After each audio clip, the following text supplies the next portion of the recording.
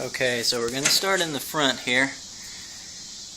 Here's the motor mounts redone, and as you saw before how crooked they were,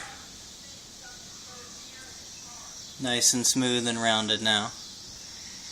The transmission mount back here is straight now where it was crooked before because of the motor mounts. I've got all this straightened out as well, which is the front frame horns. Got the rust holes fixed on that, as well as everything painted. You can see the fuel line starting to go in here. I've got it running down the frame. As you can see, this week I've got the gas tank brackets made, the gas tank hung underneath the truck for you. I'm going to come back here so you can see. So there's the gas tank hanging underneath the truck.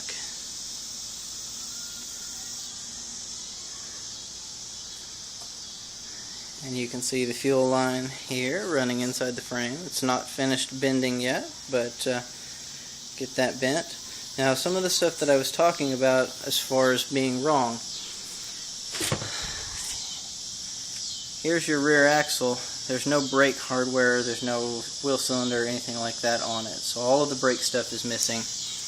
Now, you'll notice here, underneath the frame, as well as down here, there's nowhere to mount the rear shocks. And that's one of the things that I was saying but left undone. There's nowhere for me to mount shocks. Now also, this little bracket right here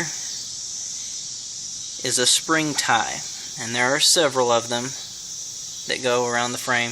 As you can see here, he kind of halfway tried to put something in to hold them together. But this one is broken, as well as this one being broken on this side, and a couple on the other side of the truck as well. Now, in addition to that, I don't know how well you can see here, but these U-bolts right here hold your rear end to the truck. Now, you can see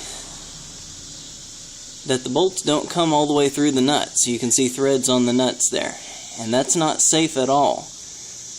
Now, he was going to leave this like this, I can promise you, because everything is bolted down and torqued. But that's not safe at all, and over time those nuts are going to back off of there. So that's one of the things that I was talking about that is unsafe, that will have to be fixed in order for you to drive the truck. Now, here's your rear axle, which he did fill with oil, but it's not, the gears aren't adjusted or anything like that.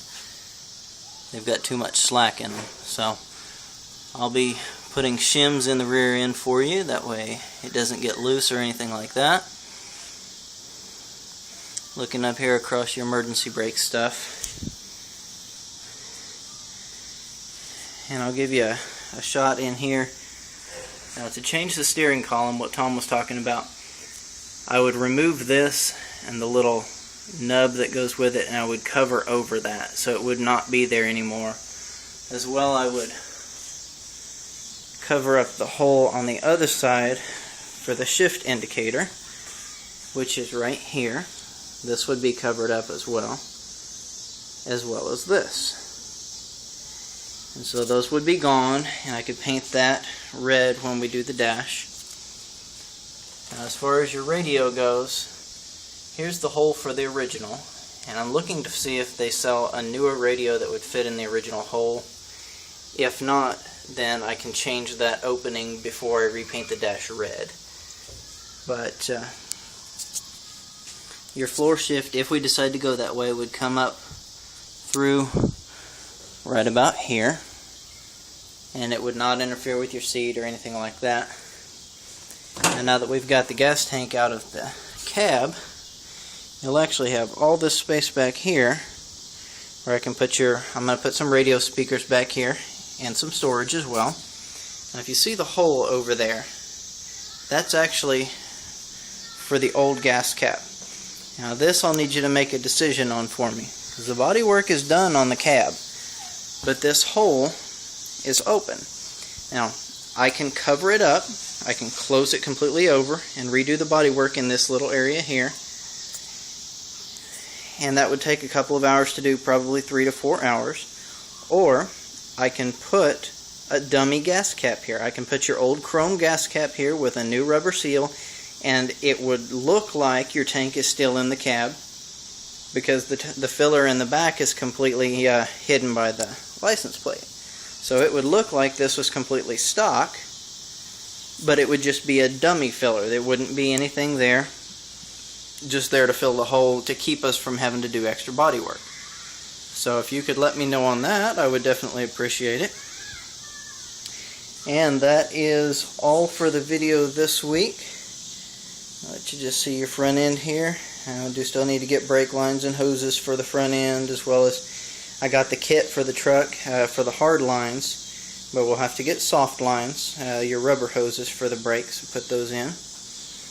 Now, on your firewall here, I'll let you see Buck did some smoothing on it, so it looks pretty good. Now, the part that you're going to see checkered is going to be the part that's indented, the big square that's indented, as well as to either side of it where you see the steering shaft come through. This whole area here will all be checkered, but this area up here will have to be a solid color. And that'll probably go red. It will go red. But there's the video update for this week, and if you have any questions, just let me know. I'll be glad to answer anything that I can. Thanks, guys. Bye.